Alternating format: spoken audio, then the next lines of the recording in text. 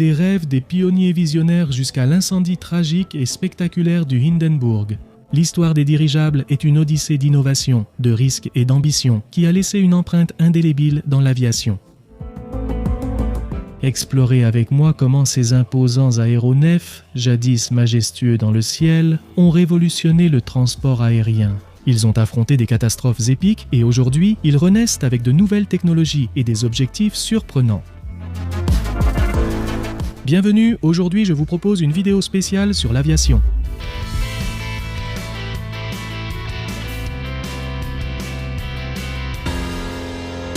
Depuis l'aube de l'humanité, le rêve de voler a toujours été présent, à la fin du 19e siècle et au début du 20e siècle. Ce rêve a commencé à se concrétiser avec l'invention des dirigeables, également appelés zeppelins. Ces majestueux aéronefs plus légers que l'air sont apparus comme une solution innovante pour la navigation aérienne, offrant une combinaison de capacité de charge et d'autonomie de vol que les avions de l'époque ne pouvaient égaler. L'ingénieur français Henri Giffard a créé le premier dirigeable fonctionnel en 1852 avant les aéronefs à aile fixe propulsés à la vapeur. Ce dirigeable a réalisé un vol contrôlé, marquant un jalon dans l'histoire de l'aéronautique. Cependant, c'est Ferdinand von Zeppelin, comte allemand, qui a vraiment révolutionné la conception et la construction de ces aéronefs. En 1900, le premier Zeppelin, le Luftschiff Zeppelin, a fait son premier vol au-dessus du lac de Cadix. Le dirigeable possédait une structure rigide en aluminium et une grande taille, lui permettant de transporter passagers et charges sur de longues distances. Au début du XXe siècle, les dirigeables sont devenus une technologie majeure dans les domaines civils et militaires.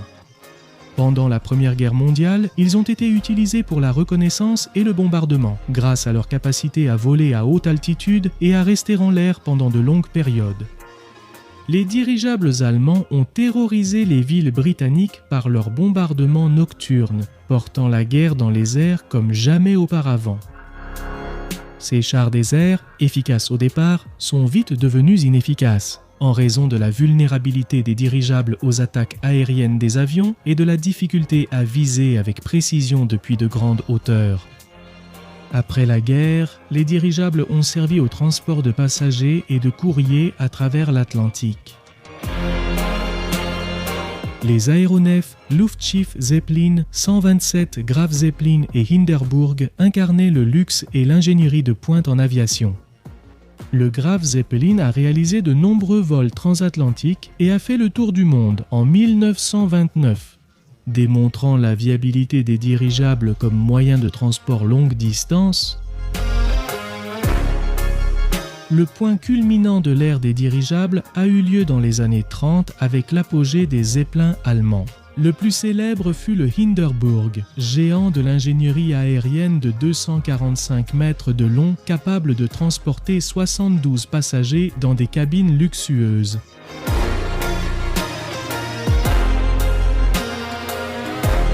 Cependant, la tragédie a frappé le 6 mai 1937, lorsque le Hindenburg a pris feu en tentant d'atterrir à Lakehurst, dans le New Jersey.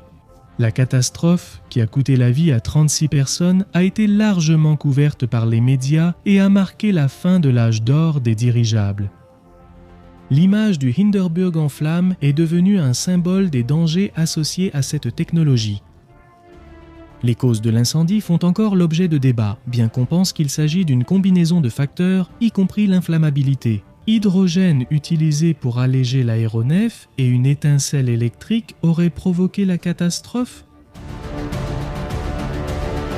Malgré ce drame, les dirigeables ont continué de fasciner et d'être développés. La Seconde Guerre mondiale utilisa peu les dirigeables, surtout pour la patrouille côtière et la détection des sous-marins. Les États-Unis ont efficacement utilisé les dirigeables pour escorter les convois et détecter les sous-marins. Cela démontre que, bien que dépassés par les avions dans de nombreux domaines, les dirigeables avaient encore des applications pratiques. Techniquement, les dirigeables fonctionnent sur le principe de la flottabilité. Ces véhicules sont remplis d'un gaz plus léger que l'air, comme l'hélium ou, autrefois, l'hydrogène. La structure rigide ou semi-rigide d'un dirigeable contient plusieurs compartiments remplis de gaz, ce qui permet à l'aéronef de s'élever.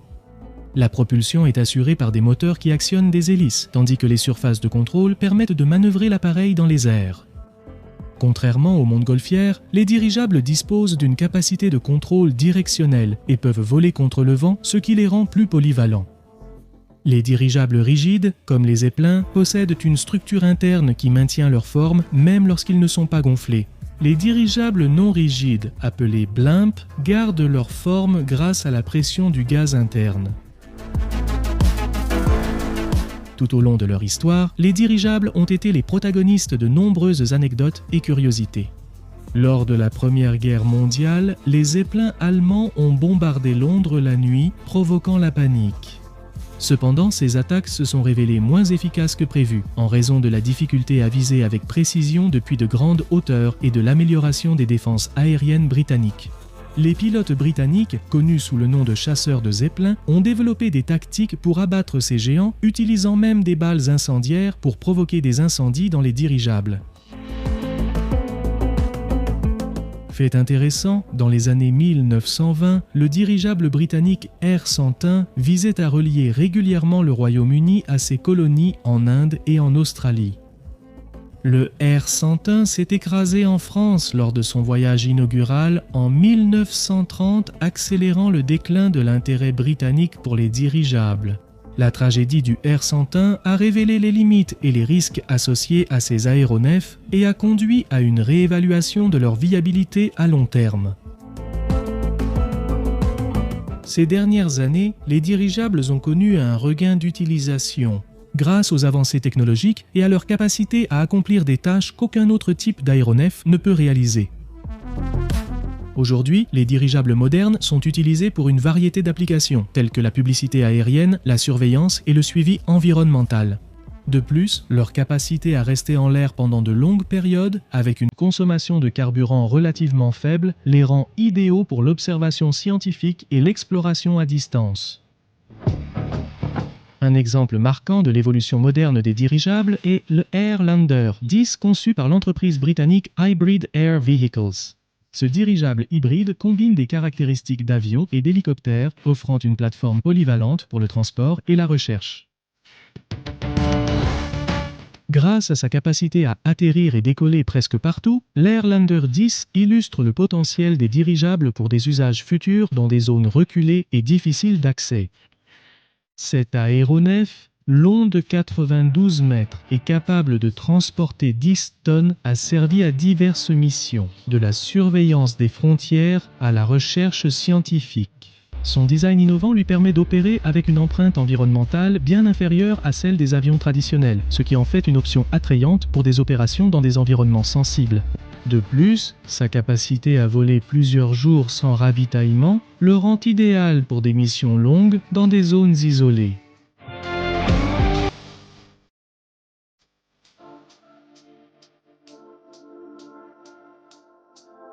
Au XXIe siècle, d'autres projets de dirigeables, en plus de l'Airlander 10, ont émergé, explorant de nouvelles technologies et applications. Lockheed Martin a créé le dirigeable hybride, Lockheed Martin Hybride, un combinant aéronef à voilure fixe et dirigeable pour transporter de lourdes charges dans des zones difficiles d'accès. Cet aéronef transporte des charges volumineuses vers des sites où l'infrastructure terrestre est limitée, comme les zones minières et pétrolières. Une autre entreprise innovante est Flying Whales, qui développe le LCA-60T, un dirigeable de transport lourd avec une capacité de levage de 60 tonnes. Cet appareil vise à révolutionner le transport de marchandises dans les régions isolées et propose une alternative écologique et efficace aux méthodes traditionnelles. La vision de Flying Whales inclut l'utilisation de dirigeables pour soutenir des projets de développement durable dans le monde entier, allant de la construction d'infrastructures à la livraison de fournitures médicales. Région difficilement accessible.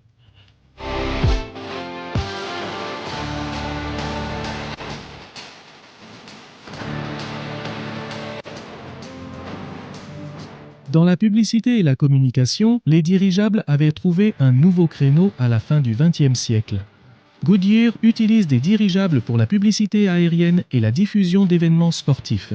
Elles utilisent leur capacité à rester longtemps en l'air et à fournir une plateforme stable pour caméras et équipements de transmission.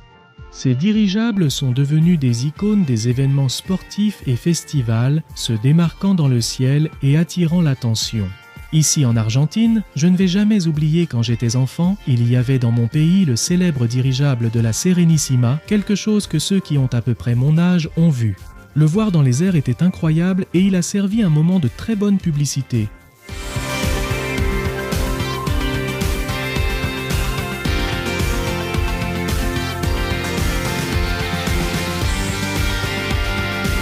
Actuellement, les dirigeables sont explorés pour des missions scientifiques et d'exploration environnementale.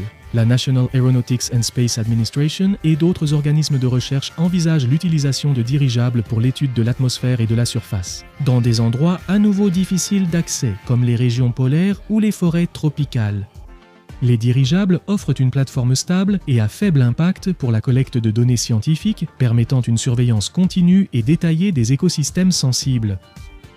Un exemple innovant est le dirigeable Stratobus, conçu par Thales Alenia Space.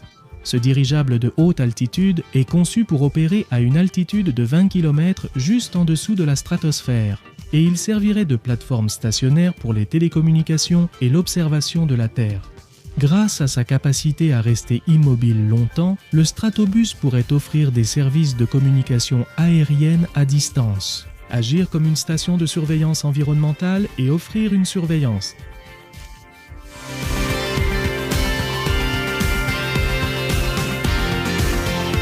Dans l'aide humanitaire et la gestion des catastrophes, les dirigeables ont aussi des usages précieux.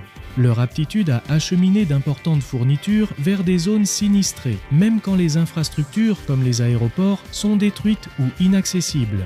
Ils sont donc essentiels pour livrer rapidement et efficacement l'aide. Les dirigeables servent aussi de plateforme de communication temporaire, rétablissant les connexions vitales là où les réseaux terrestres sont détruits. L'évolution des dirigeables au XXIe siècle inclut également le développement de technologies plus durables et écologiques. L'intégration d'énergies renouvelables, comme des panneaux solaires sur la surface de ce type d'aéronef, permet une exploitation plus propre et réduit la dépendance aux combustibles fossiles. Ces avancées améliorent non seulement l'efficacité opérationnelle des dirigeables, mais contribuent également à la réduction des émissions de carbone. Conformes aux objectifs mondiaux de durabilité et d'environnement,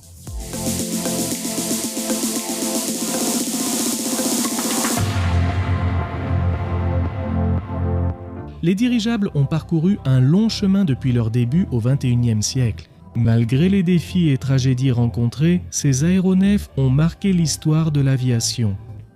Avec l'évolution technologique et la quête de solutions durables en transport et observation, les dirigeables connaissent une renaissance comme option prometteuse. L'histoire de ces machines témoigne de l'ingéniosité humaine et de la quête pour conquérir le ciel en toute sécurité et efficacité. La capacité à offrir des solutions uniques dans des applications spécialisées garantit qu'ils continueront à jouer un rôle important dans l'aviation dans les années à venir.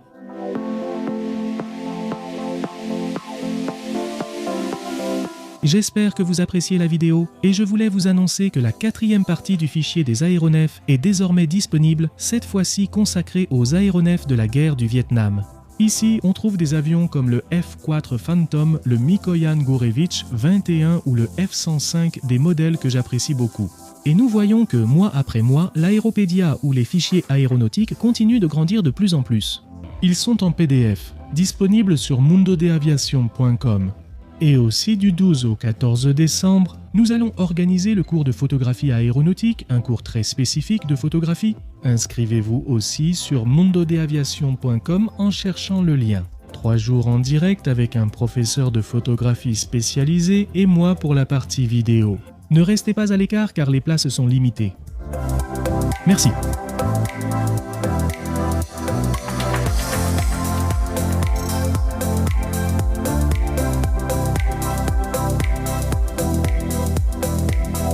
J'espère que cela vous a plu à une nouvelle vidéo du monde de l'aviation.